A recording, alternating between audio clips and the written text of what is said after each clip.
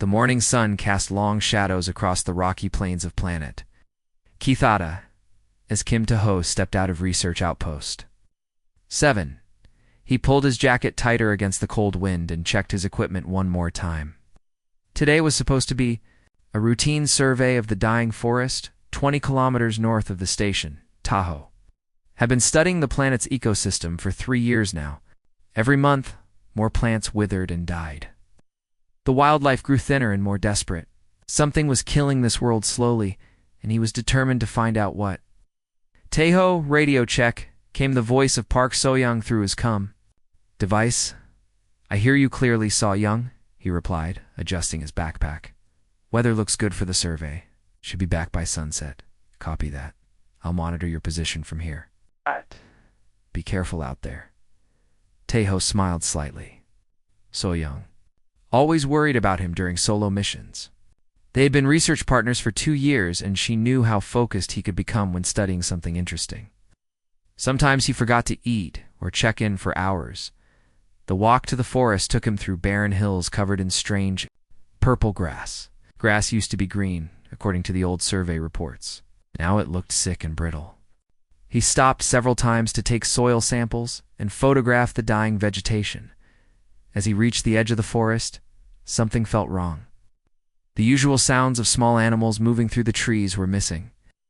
Even the wind seemed quieter than normal. Tahoe pulled out his scanner and checked for life signs. The readings were strange.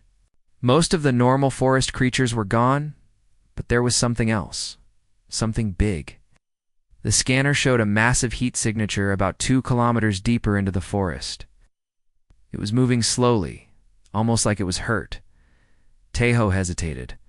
His training told him to report the reading and wait for backup. But his curiosity was stronger than his caution. He had never seen anything that large on Kithara. The biggest native animals were about the size of Earth deer. He activated his device.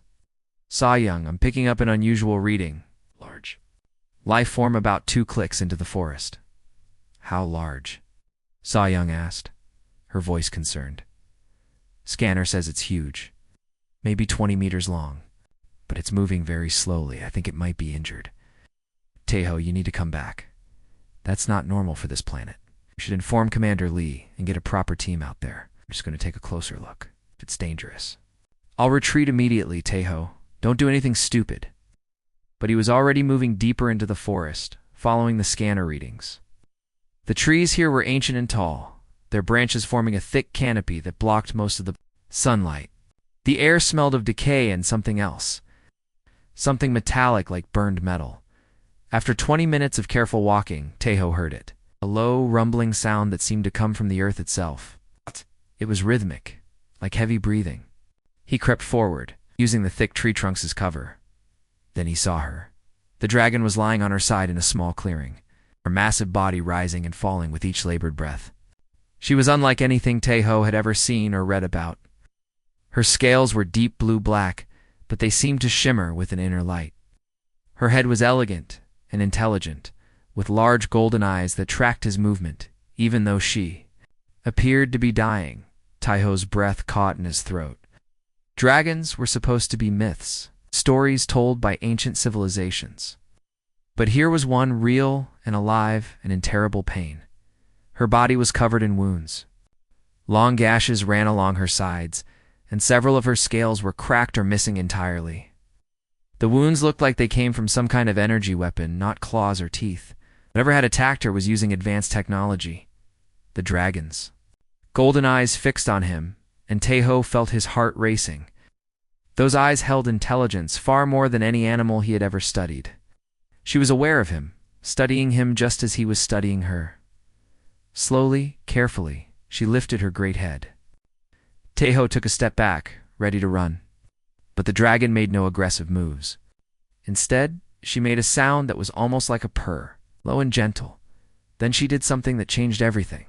With great effort, the dragon reached beneath her body with one clawed foot. She pulled something forward and placed it on the ground between them. It was an egg, but not like any egg Tahoe had ever seen. It was about the size of a basketball, with a shell that looked like polished crystal. Soft light pulsed from inside it. The dragon pushed the egg toward him with her nose, then collapsed back to the ground. Her breathing became more labored, and dark liquid seeped from her wounds. Taeho understood. This magnificent creature was dying, and she was entrusting her offspring to him. A complete stranger from another species. The weight of that trust hit him like a physical blow. So-young, he whispered into his cum device, "I need the medical kit, the big one. And I need you to prepare the medical bay for something large." "Your status, Taeho? What did you find?" "I found something impossible, and I think I'm about to do something that will change everything." The dragon's eyes never left his face as he slowly approached. Each step felt like the most important decision of his life. When he reached the egg, he knelt down and carefully picked it up. It was warm to the touch and surprisingly light. "I won't let you down," he said quietly, though he wasn't sure if she could understand him. The dragon's eyes seemed to soften, and she made that purring sound again. Then she closed her eyes and her breathing became even more shallow. Tae-ho activated his emergency beacon and began unpacking his medical supplies. He had no idea if human medicine would work on a dragon, but he was going to try. This creature had trusted him with the most precious thing in her world. He would not let her die if he could help it. As he worked to clean and treat her wounds, Taeho realized that this moment would be remembered forever. It's not just by him, but by all of humanity. First contact with an intelligent alien species, and it had begun with an act of desperate trust. The dragon's golden eyes opened once more, watching him work. In them, Taeho saw something that made his chest tight with emotion. Hope. She was hoping he could save her. Save her child. Save everything she held dear. He would not disappoint her. 3 hours later, Research Outpost 7 was in chaos. Commander Lee Dongwoo stood in the main corridor, watching his team struggle to move equipment through doors that were never meant for something so large. The dragon barely fit in the converted cargo bay that now served as their medical facility. "This is insane," Lee muttered, running his hands through his hair. "We're harboring an unknown alien species without proper authorization." Dr. Choi Haewon looked up from her medical scanner, sweat beading on her forehead. "Sir, with respect, this creature is dying. We can argue about protocol after we save her life." Taeho knelt beside the dragon's massive head, carefully cleaning the wounds on her neck. The dragon had been unconscious during the transport, but her breathing was stronger now. The fourth drip that Haewon had rigged was working, pumping fluids and basic nutrients into her system. "Her body temperature is stabilizing," Haewon reported. "But I have no idea what normal is for her species. I'm basically guessing about everything." Park. So-young burst through the door, tablet in hand. "I've been monitoring communications. No distress signals. No other ships in the system. Whatever attacked her, they're not here now." The crystalline egg sat in a specially designed incubator that Taeho had built using spare parts from the lab. It pulsed with soft light every few seconds, like a heartbeat. Sometimes he thought he could see movement inside, but the shell was too thick to be certain. "How long do dragon eggs take to hatch?" So-young asked, staring at the beautiful crystal surface. "I have no idea," Taeho admitted. "I don't even know if dragons are real, or were real." "This changes everything we thought we knew about the galaxy, Commander." Lee paced back and forth. "Central Command is going to want answers. We can't keep this secret forever." "Then we better have some answers ready," Taeho said, starting with whether she can communicate with us. As if responding to his words, the dragon's golden eyes opened. She looked around the room slowly, taking in the human faces surrounding her. Her gaze lingered on each person for a moment before moving to the next. Taeho felt his heart racing. Those eyes held intelligence that was almost human but ancient in a way that made him feel very small. When her gaze finally settled on him, he saw recognition there. The dragon tried to lift her head, but the effort was too much. She made a sound that was part growl, part sigh. Then she looked toward the incubator where her egg rested. "She's worried about her baby," So-young said quietly. "Look at her eyes when she looks at the egg." Taeho moved closer to the dragon's head. "Ken, you understand me?" he asked slowly and clearly. The dragon's eyes focused on him intently. She made another sound, different from before. It was almost like she was trying to speak. "Wait," Haewon said suddenly. Look at this. She was pointing at her scanner. When she makes sounds, I'm picking up electrical activity, not just in her brain, but throughout her body. It's like her entire nervous system is some kind of biological computer. The dragon turned her head toward the scanner, and suddenly every electronic device in the room began beeping. The lights flickered, and the computer screens showed streams of data that none of them could understand. She's interfacing with our systems, Sa Young said in amazement. Somehow she's connecting to our network. The main computer screen cleared, and text began appearing. It was jumbled at first, mixing human languages with symbols that looked like nothing they had ever seen.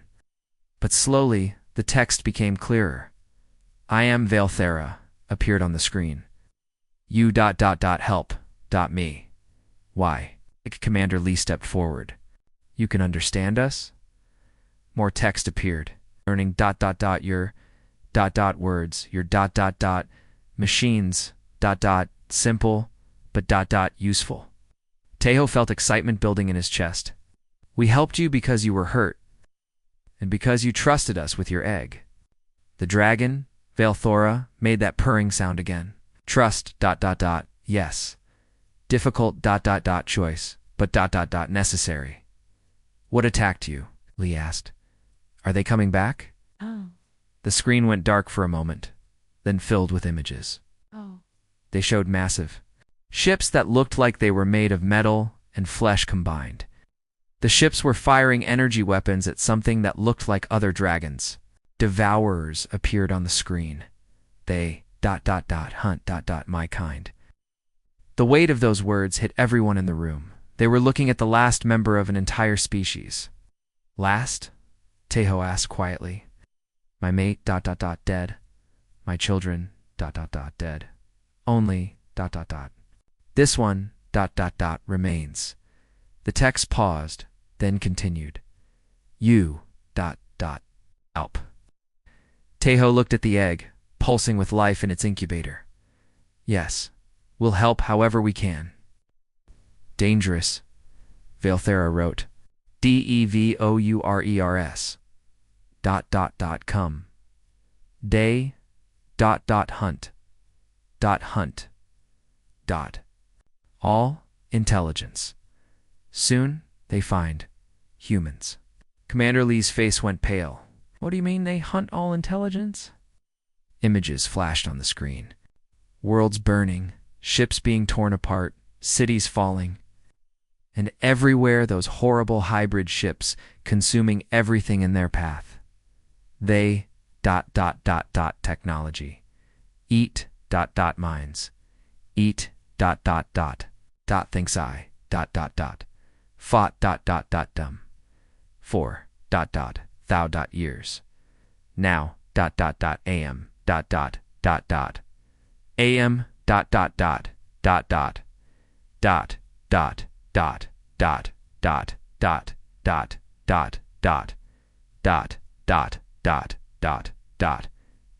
wind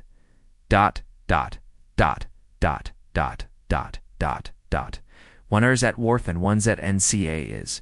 I'm so on Senrods at all on roard and red and what and word and what and word and when and where at what it's what grabbing what and where it to but sense so it's what at access dowd sat waste to bad where spower but it's dowd